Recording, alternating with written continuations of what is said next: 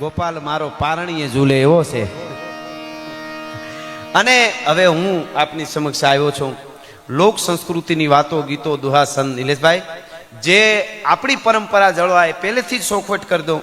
અમે અહીં કોઈ કૂદકા મારવાના નથી. આપ બધા આવ્યા છો એ પણ સરસ આપને ખબર છે. અને આટલી ચાહના અમે સ્ટેજ ઉપર આવ્યા ને આ બધું યુવાધન અદ્ભુત એનો પડકારો છે ને સાહેબ, કિલોમીટર ગમે એટલા કાપીને આવ્યો હોય ને તમારો પડકારો જીવાડી દે ભલા માણસ, એવો તો અદ્ભુત પડકારો છે આપનો. આ પહાડી પડકારો છે. હા, એટલે પેલી ચોખવટ એ કરી દો કે આ વહીવટી તંત્રથી આખી જે ટીમ અહીંયા જે સરસ વ્યવસ્થા કરી છે, આ ટીમ અમદાવાદથી યુવાનો બધા આવ્યા છે, એને અભિનંદન આપું છું. અને અદ્ભુત સારું કરવું હોય ને તો ઘણાને જોડાવવું પડે. હા, આ બોમ્બ ફૂટે ને, બોમ્બ એનો અવાજ આવે, એ તોડે, એ વિસર્જન કરે, પણ કોટો ફૂટે એનો અવાજ ન આવે. પણ હરિયાળું તો કોટા ફૂટે એ કરી શકે, બોમ્બ ફૂટે એ ન કરી શકે કોઈ દી. કોટો ફૂટે એનો અવાજ ન આવે, પણ હરિયાળું એ કરે ને, કોટો ફૂટે એમાંથી સર્જન થાય, બોમ્બ ફૂટે એનો અવાજ આવે. એમ સારું કરો એનો અવાજ બહુ ન આવે, ખરાબ થાય એનો વધારે અવાજ આવે. પણ સારું કરવા માટે ઘણાને મથવું પડે, કંઈક કરી બતાવવું પડે, ત્યારે સારું થાય. એટલે બધી ટીમે સરસ વ્યવસ્થા છે.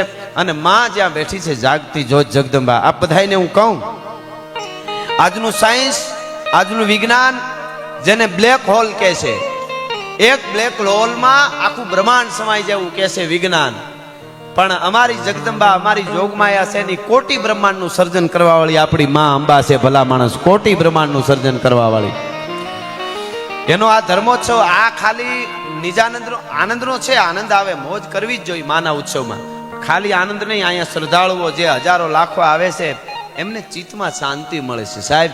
અને આપને કહી દઉં, આ ઉપર બાંધેલો ડૂમ ભાંગ્યો હોય તો એને ઈંગલનો ટેકો મૂકી શકાય. કોઈનું મકાન ઝૂંપડું કોઈનું ભાંગ્યું હોય તો આડહરમાં આ એક થાંભલાનો ટેકો મૂકી શકાય.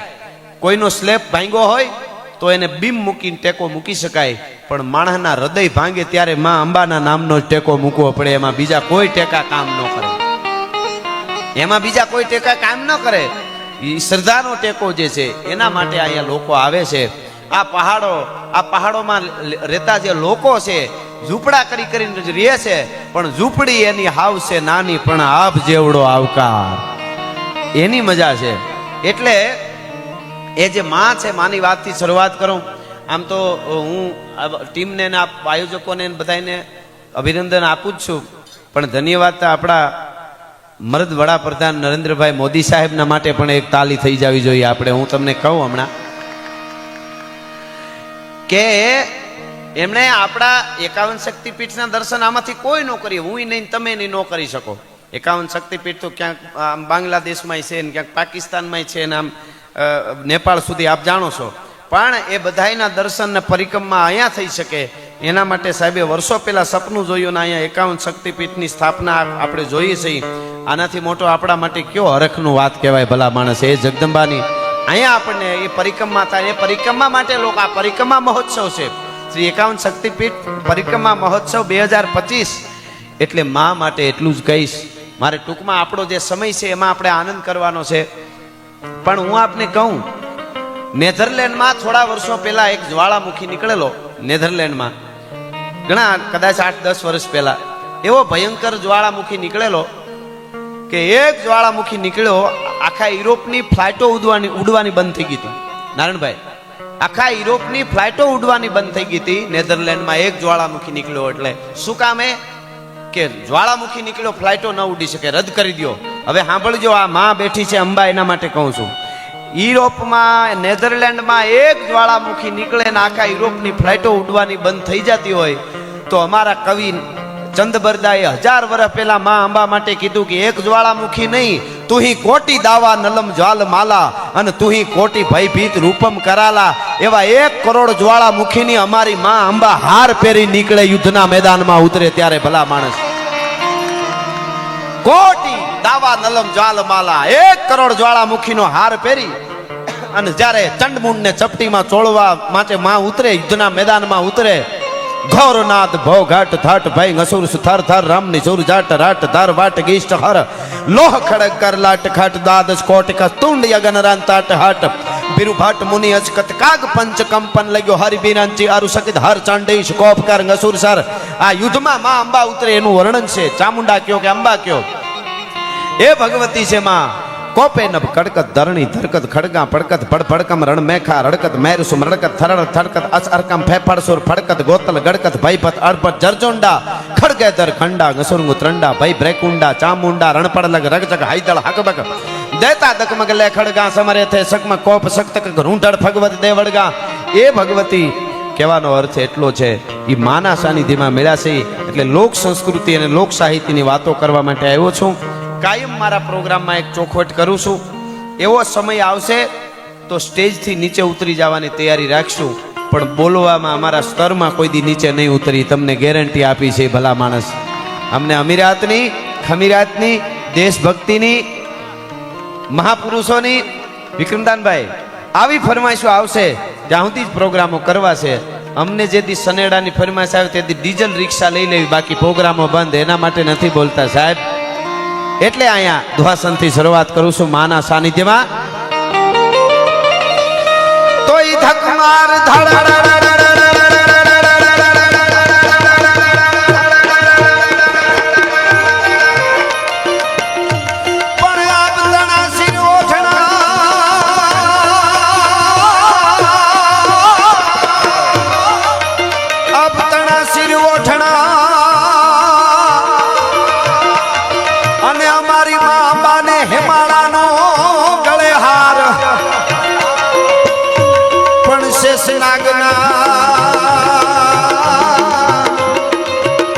માતાજીના પગે હાકળા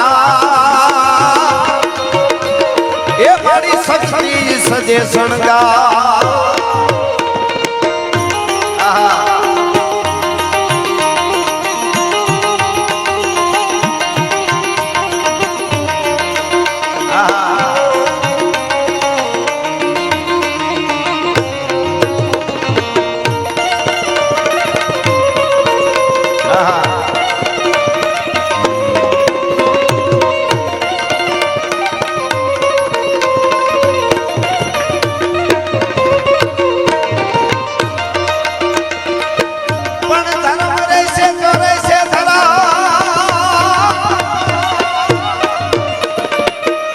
ધર્મ માટે શક્તિપીઠ હોય દાદો સોમેશ્વર હોય દ્વારકાધીશ હોય મહાકાળી હોય માં અંબા હોય એના મંદિરની ધજાઓ જે આજે ફડાકા મારે છે હું તમે યાત્રા કરીએ છીએ શ્રદ્ધાથી આવીએ છીએ એની પાછળ વર્ષો સુધી લોહી રેડાણા છે એમને નથી થતું આવી જઈએ અંબા આવી જઈએ અંબા એમ નહીં પણ જ્યારે જ્યારે વખત આવ્યો ત્યારે આ દેશના સૂર્યોએ એમાં લોહી રેડ્યા છે માથા આપ્યા છે એટલે હું તમે આજે આરતી ઉતારી શકીને માની ધજાઓ હાથે લઈને યાત્રા કરી શકી છે એની પાછળ અને એક હાથમાં માળા હોય અને એક હાથમાં તરવાર હોય ભજન કરી કે માઈ કાંગલાના કોઈ દી મંદિર ન થાય એની વાતું નો રહીએ જગતના ચોકમાં હા એ આપણી ધરા છે અનેક દીકરીઓએ બલિદાનો આપ્યા છે અનેક શૂરવીરોએ અનેક યુવાનોએ બલિદાનો આપ્યા છે ત્યારે ધર્મની ધજાઓ ફરકે છે એટલા માટે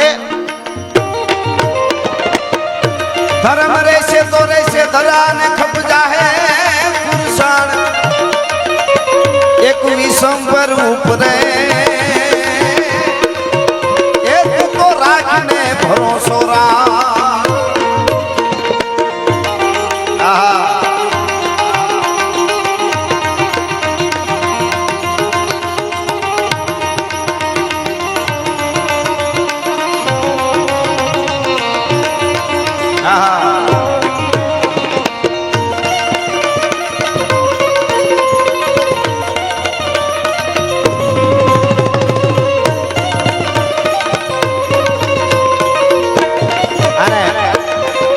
ત્રિદિવસીય મહોત્સવ સાંસ્કૃતિક તો એનો આનંદ કેવો છે ચારણી સાહિત્યના છંદમાં બ્રહ્માનંદજીના શબ્દોમાં કેવું હોય તો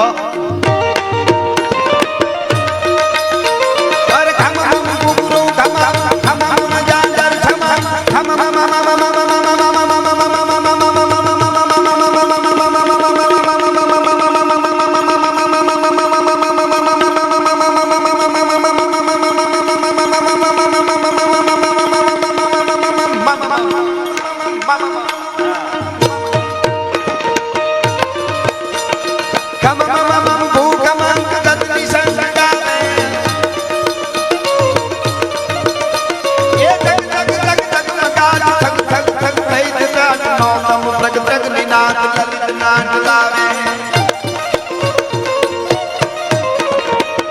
અદ્ભુત અદ્ભુતલી અદ્ભુત પ્રિય સંક્રમી અદ્ભુત શેષ કી સુખ નવી જાતે એ હરિ હરિ મેર મેર સત્સુર મેર મેર હરિ હરિ ફેર ફેર નટવર નાચે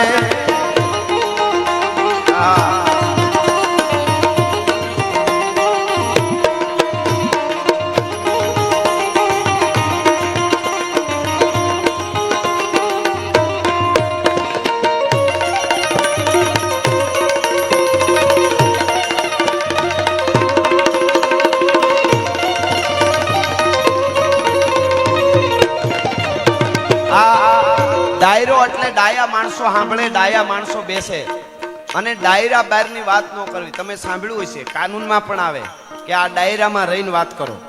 કાનૂનની કલમ હોય ને એમાં કે આ કલમના ડાયરામાં આ વાત નથી આવતી. ડાયરો એટલે અમુક લીટી વટવાનું નહીં, શું બોલવું શું ન બોલવું એની ખબર રાખવી.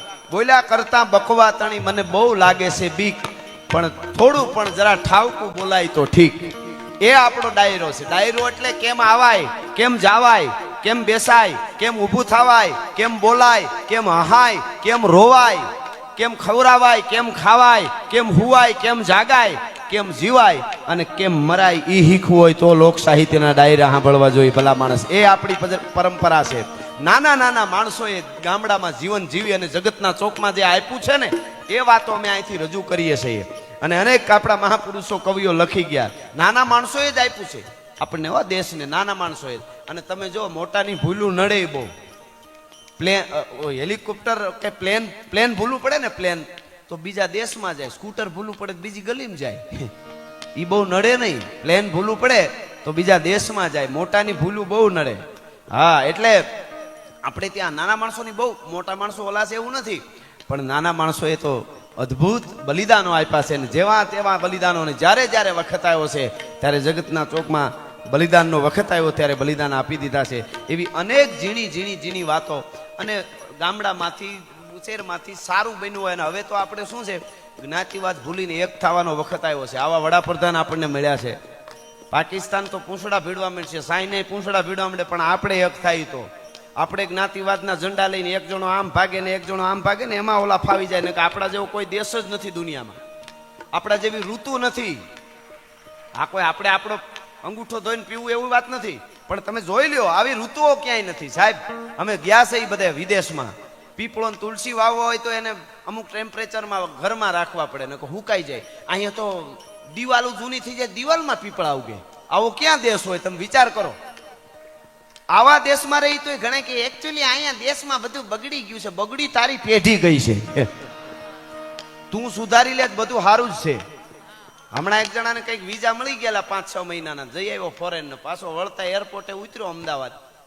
બહાર નીકળ્યો ને તો હાલ્યો જતો તો અમદાવાદ થી બહાર એરપોર્ટ થી નીકળીને હાલ્યો ક્યાંક બજારે હાલ્યો જતો હોય છે. એમાં આમ માટી જેવું કંઈક લઈ ત્યાં એરપોર્ટ થી બહાર ક્યાંક આડાવડું મળી ગયું છે. માટી જેવું આમ લઈને ઊંઘીને કે અરર ગુજરાતની માટીની સુગંધ બગડી ગઈ. એમાં કોઈક દેશી ભાભા છે આપણા ગામડાના, ઈ જોઈ ગયો, પાસે જઈને એક દીધી અહીંયા ટક્કર લઈ ગયો. ટક્કર પેલા તો પછી પડ્યો ને કઈ બાજુ હું પડ્યો ઈ ભૂલાઈ ગયો. ઉગમણું ક્યાંક આથમણું ક્યાં ઈ. પછી આમ હામું જોઈને કે મને માર્યું કાં, તો કે તું હું કહેતો હતો કે હું એમ કહેતો હતો ગુજરાતની માટીની સુગંધ બગડી ગઈ. કે તે હું ગયું ને એ માટી નથી, હુકેલો પોદળો છે. બગડી તું ગયો છો અને તું માટી નહીં રહેવા દે. એમ પોતે બગડી ગયા હોય એ દેખાતું નથી, બીજાનું વધારે દેખાય. ઘણા માણસો એવા હોય, ઘણા માણસ છે ને ઘણા માણસો છે ને એ ખાંડના ડબલા જેવા હોય.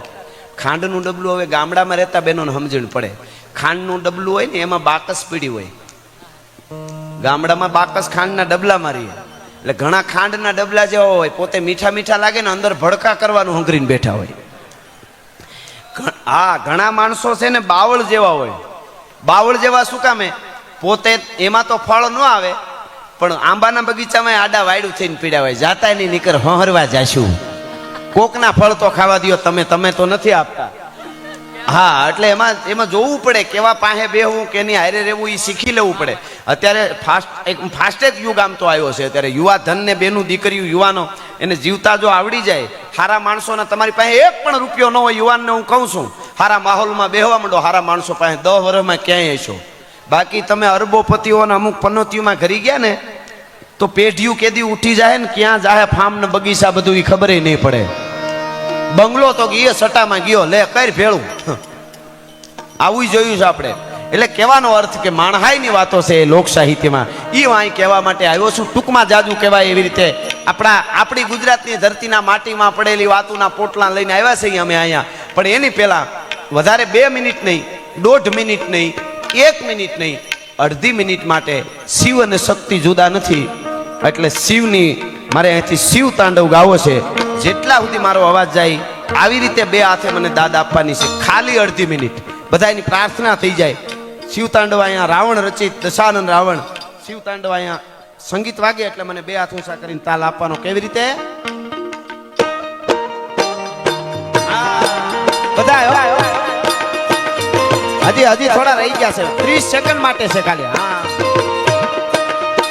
જટાટવી ગલે જલમ પ્રવાહ પાવિત સ્થલે ગલે વલમ જલમ વિદમ ભુજંગ તુંગ માલિકમ. આહા ટમ ટમ ટમ ટમ નિનાદવમ ધમર્વયમ ચકાર ચંડ તાંડવમ તનોતુ ન શિવ શિવમ. જટાકટા હસમ ભ્રમમ ભ્રમમ ન નીલપ નિર્જરી વિલોલ વીચી વલ્લરી વિરાજમાન મૂર્ધને દગા દગા દગા દનલાટ પટ પાવિક કિશોર ચંદ્ર શેખરે રતિ પ્રતીક્ષણા મમ રાધરેન્દ્ર નંદિની વિલાસ બંધુ બંધુરા સ્ફુરતિ ગંત સંતતિ પ્રમોદ માન માનસે કૃપા કટાક્ષ ધોરણી નિરુદ્ધ દુર્ધરાપતિ પતિ દિગંબરે મનો વિનોદ મે તુ વસ્તુની વિનોદ મે તુ વસ્તુની. ધન્યવાદ, આભાર. આહા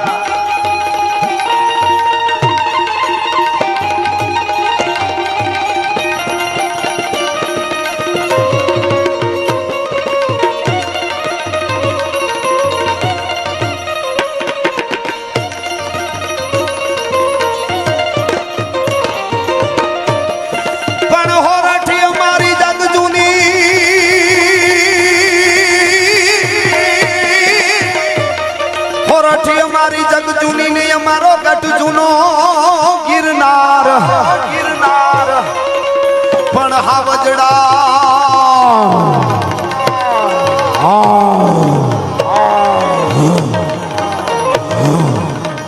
આવા હાવજડા હેંજળ પીએ એ અમારા નાના નરને ના.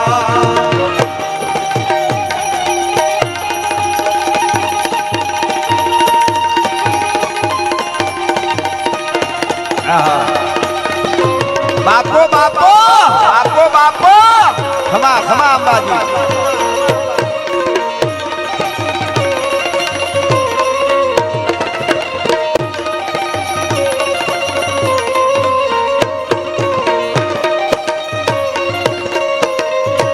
અને અહીંયા કાયમ કહું છું કે અમારી વાતો અમારા ગીતો એ જ સાંભળી શકે જેની ઉજળી પરંપરા હોય, જેના ઉજળા સંસ્કાર હોય અને જેના લોહીના ગુણ હોય. બાકી લોહીનો ન હોય એ કોઈનો ન હોય. એની પાસે કોઈ દી બેહવું નહીં ને એની યારે મિત્રતા ન કરવી હો. હા ક્યાંય ના નો રહેવા દે તમને. આ દેશમાં બલિદાનોની મેં હમણાં વાત કરી. જગદંબાની ધજાઓ ફડાકા મારે એની પાછળ અનેક લોહી રેડાણા છે. શિવાજી દેવાની જનેતાઓએ કીધું હતું કે હે શિવા બેટા દેશને અને રાષ્ટ્રને તારી જરૂર છે. જ્યાં સુધી તારા શરીરમાં લોહીનું છેલ્લું ટીપું હોય ત્યાં સુધી લડી લેજે. અને હાથમાં તલવારો લઈને યુદ્ધના મેદાનમાં ઉતર્યા શિવાજી મહારાજ જેવા, ધર્મ માટે મહારાણા પ્રતાપ જેવા, બિરસા મુંડા જેવા, વસરાજ સોલંકી જેવા અનેક યોદ્ધાઓ યુદ્ધમાં ઉતર્યા. કેવી રીતે લડતા હતા એનું અહીંથી બોલિવૂડમાં રેપર આવે ને, રેપર એના બાપનો એ બાપ આપણા સપાખરા છે હો. હા કેવી રીતે યુદ્ધ થતું હોય, ધર્મનું યુદ્ધ. ગાઢા હુગળ હટીલા ધોધ પેરંડી ની શાન ગાજ ડાક ઠંડી દૂધ હવે પ્રકૃતિ ઘટા ડીઠ અને પ્રકૃતિ ઝડપ ઝડપી ઉપાડે ભગોળ પેડા લેડા પ્રતિ નાથ ઘોડા ઉપાડે.